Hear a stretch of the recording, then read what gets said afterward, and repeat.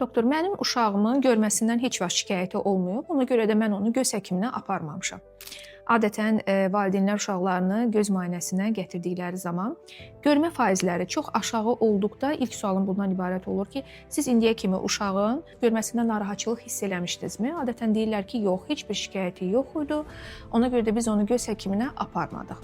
İstənilən halda heç bir şikayət etməsə belə, uşağı ildə bir dəfə oftalmoloq baxışından keçirmək mütləqdir. Çünki uşaqlarda görmə zəifliyi anadan gəlmə olduqda onlar elə bilirlər ki, hər kəs bu şəkildə görür və ona görə də şikayət eləməyə bilərlər.